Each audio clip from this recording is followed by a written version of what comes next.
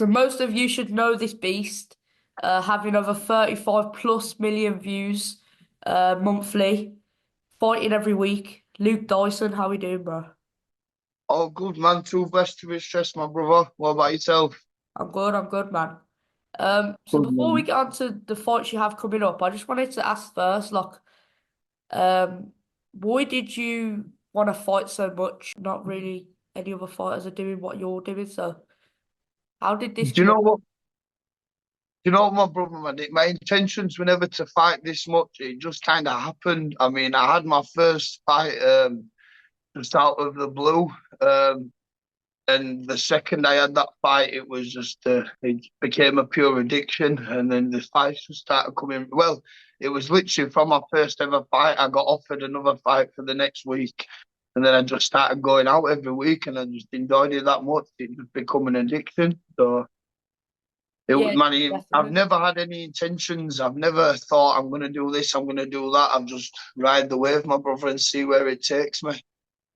Yeah, definitely. I was on your TikTok live earlier and I forgot it already. You have that much fights. What is actually your record at the moment? Do you know what, my brother? I don't actually have a clue about my record because I've fought in so many different disciplines. I've done pro and amateur MMA, pro and amateur kickboxing, hybrid boxing, Muay Thai, bare knuckle boxing, and normal boxing. So my records are mixed. I've had a hell of a lot of losses and I've had a hell of a lot of wins. I've had some embarrassing losses and I've had some amazing wins. I just enjoy the fight, bro. Definitely, man. And obviously, you're doing a bare knuckle fight soon. Is that something you've done before or first time? Yeah, I've got my bare knuckle, my hybrid pit fight with the Badger. He's currently the undefeated champion, so I'm fighting him for the New Bloods title. But yeah, I've fought bare knuckle before. I fought an Italian and European champion by the name of Giovanni Carpentieri, an absolute beast of a man. I mean, if anyone ever watches this and they want to check him out, go check him out. The man's unreal. But I fought him on Bad to the Bone for my debut. He managed to stop me just before the end of the third, but yeah, it was a different kettle of fish, that man. So no shame there. And how was it to fight for your friend's son? Because obviously, no matter the result, win or lose, you done it for obviously, you know Yeah, what I mean? no. With in regards to this Sunday, obviously I'd been out in Birmingham the night before and fought that highly anticipated Nomi Big rematch. We didn't get back in from travelling till 4 in the morning. I woke up, we went down, we had a with me and Jonathan Stoner, we had the fight. I mean, I tell you something, I hit the lad with some amazing shots. So the fact that he was still standing and you know he deserved the win that he got. But the obviously within the regards to the result was really irrelevant for me, win or lose, because we were raising money in order for my mate Yeah. Graham. His son suffers from autoimmune disease, among other things. So in England, all they can do is keep his condition on a level. They can just monitor it. Whereas in Italy, hopefully, they've found some treatment that could put him into remission. So it was all about raising money for Kaden for his trip to Italy. And he's actually in Italy. And I believe he's started his treatment today. So, like I said, the result for every single one of the fighters on the night were irrelevant because the only result anyone wanted was to get Kaden to Italy, man. So, and he's there.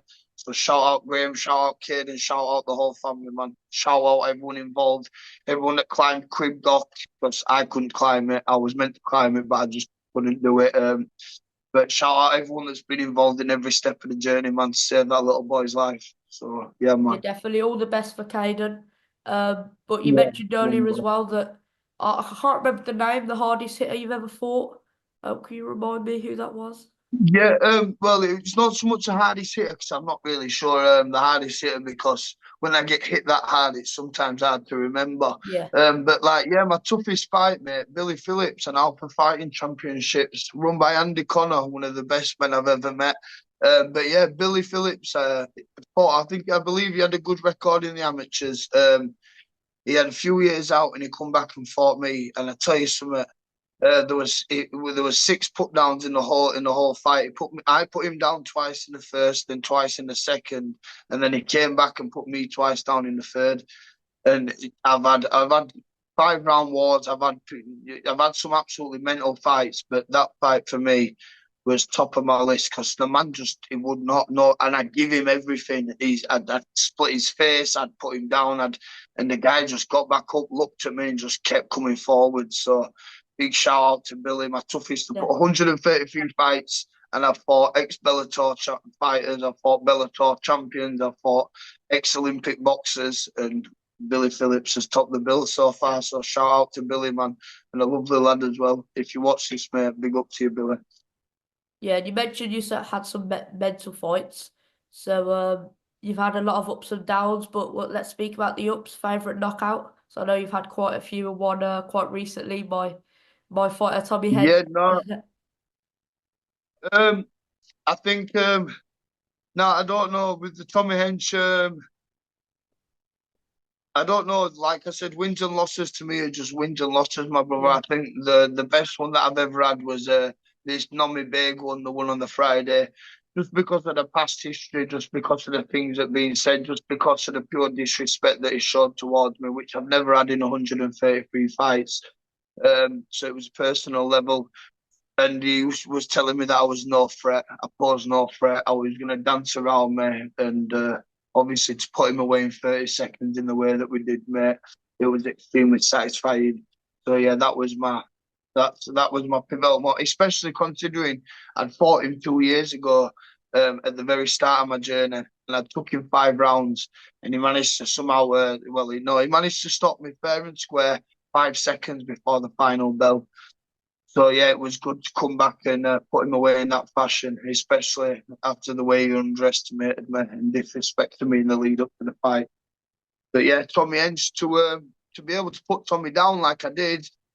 Um, I don't really like to compliment myself, but if you a lot of people like to say what they like to say about Tommy, but if you actually know Tommy, if you share the ring with Tommy, if you've ever seen him fight in person, that man is another level. Check out his last fight with Justice Chowdhury on Combat Sports League, the co-main event just under me.